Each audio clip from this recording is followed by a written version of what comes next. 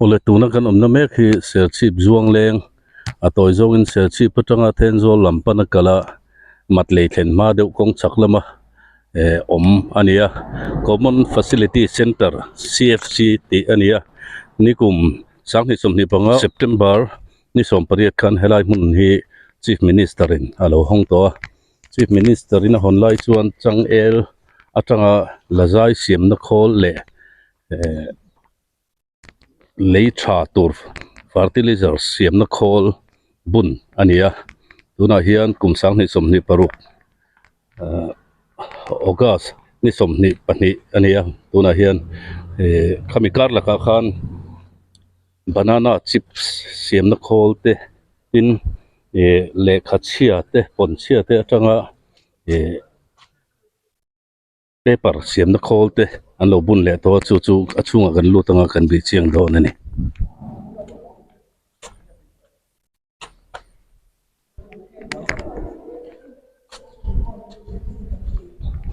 o tuna moi mul deuh kan hmu hi hemi palian vak lo hi Gawati Tanga Local Prince now to Power Managing Director Chandan Batakur ania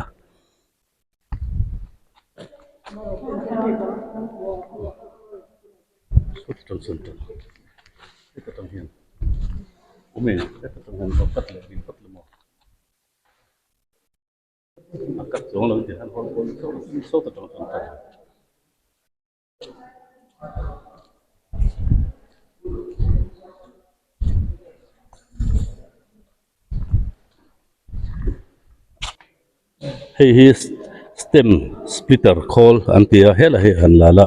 chunglam he chang he thing zai call kan tiang deuh khania riam em maya changel khata hen an rol luta hela hi changel oma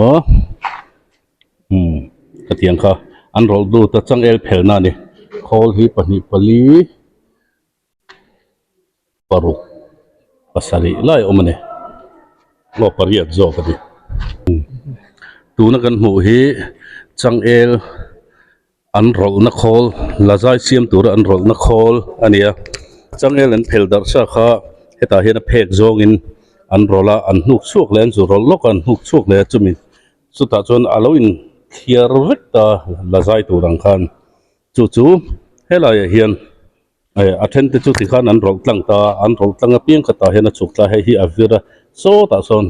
ruai phei ya heng khol pakhat zel apol le avar te hi khol pakhata hian a rol na pani zel omani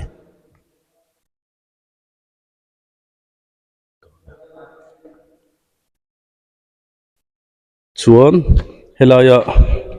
changel ronvir chuak an hlai cha ronvir chuak kha heta hian ta hian hi an ti chawata hian an da hemi khol current mangin a rit takin an siama an pressure na sata kan pe atui khan sorta ni changel chu tui dul tak me ni ti kan ria atui kha kan sora heta hian sor sa kha lo chuaka ta hian sor sa kha lo chuaka chuan pipeline pangin so tan la phe hei khol chunga so nan da he heng zong te nen hian an upa leitha an siam tina fertilizer an chuata thena ni chuan chung leitha an siam chuate chu lo nei tu te tan khal chhuale tura ruam man ania changel an hlai ro helai hian a song bolna omlo vain go hati lama be ka tan te korle engemaw file tan te tula pianga siam chhuat turin an thal thin don ani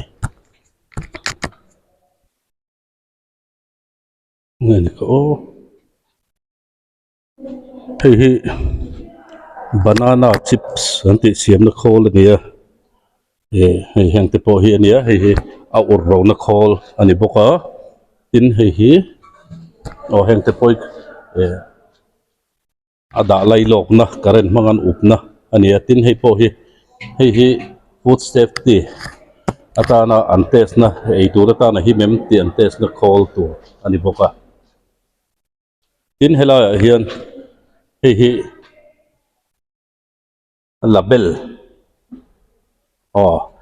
toy zong in engen siam so ti a poster tu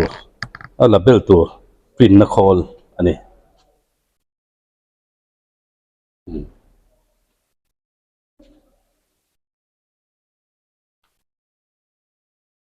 chuan solar son paper bun thar le to boka ei fe na thamani hei hi chang ela changa na china kan soi laza yan siam chu kha hi tiang hi hei an siam chu ania khuta go hati lama thonin laza yan siam chu kanga te chuan thom no tan te pei khok te be ta tan ten hmang don ani chuan helai kan hmu le hi hei le khachia kan ti ho parcel chia kan ti te kha ania tin heng hi then chu hei pon them chia heng te poi pon them chia te ania heng hi paper an siam don ani lakin an la kho manga chuan hei hi paper cutting machine ani so enga nin ti ri gut so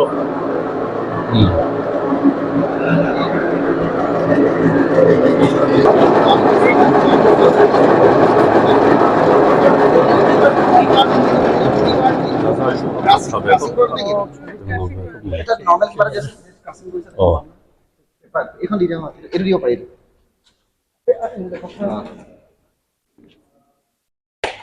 chuan hemi hi chu paper anti enga ni hemi a roll na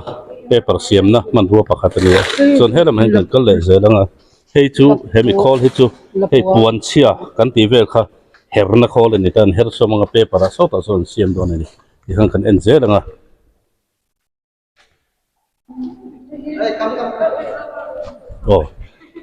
en le lo kan hei tu na hen le khat sia kha an her som don ani collect code করে কালেক্ট করে দিব লাগিব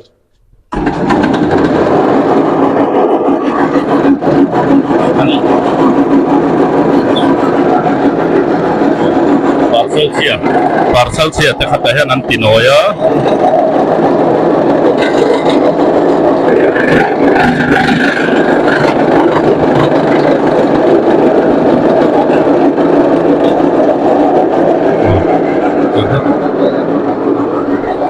chuan khang parcel chia an ti noi ho kha hemi call hemi chunga hen an data ni hemi chung hi ta hen tu yan data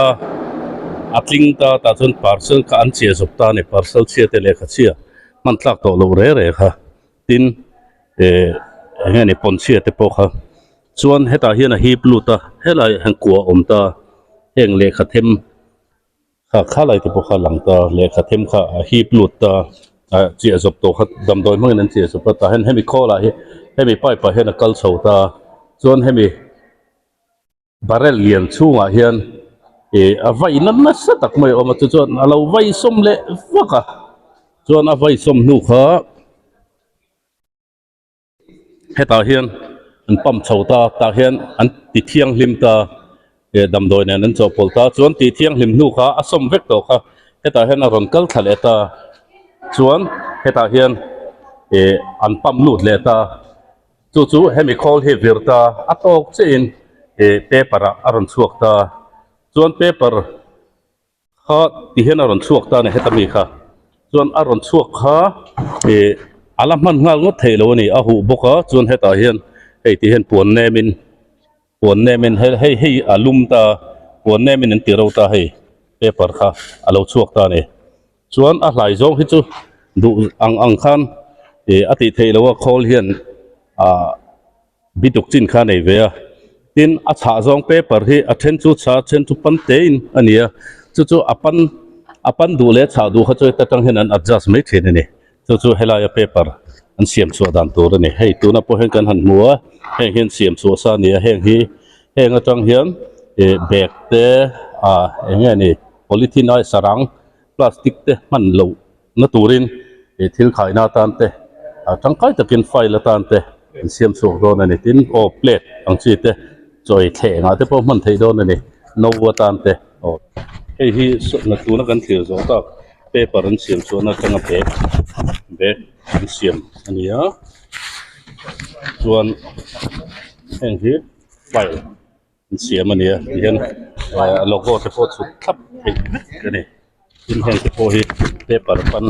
เสียมอันนี้เว้ยหนูบิ๊กแม่มันนี่เป็นที่ envelope ที่โพสต์เสียมเป็น invitation card ที่โพสต์เสียมเป็นบอกว่าเบก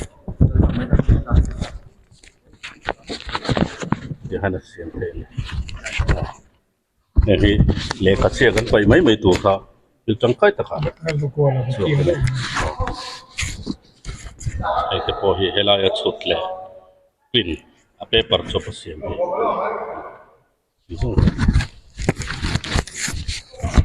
yes โอ้จู่ๆเฮลายจวงแรงเสียจิตเขาบอกไหมจวงแรงได้ก็ที่หุ่นปุยในบรินชินอันนั้นบุญแล้วฟังส่วนเชี่ยเราฟังส่วนที่ไม่ตัวอันนี้ปุยโดนครบไหมดูนะกันนะเฮอันตุ่มดันจนเซปเทมเบอร์ทัดช่วงเฮียนฟังส่วนที่ไงอันตุ่มมันทัดทารไม่เฮียน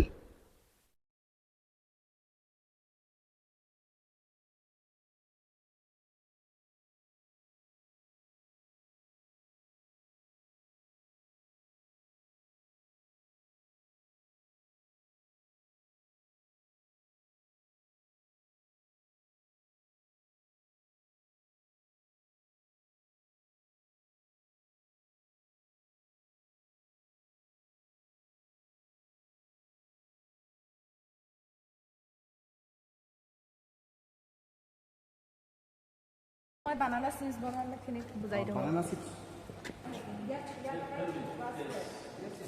but problem is that we'll do in September because we need lots of oil. It will take around 70 to 80 oils liter oil. Okay, petrol no oil, refined oil and all these things. So okay. So we can do one thing. By September 1st week, we'll meet the deputy commissioner accordingly because they are we need one set like this, na? Because it is just food safety is required, na? this is a food wash service So we need one. food wash service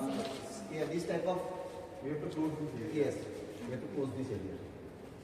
Kitchen Asia no me ba ha na apel fire Yes. Because this is a part. ยังรู้เลยตัวที่มีกินเลยตัวที่มี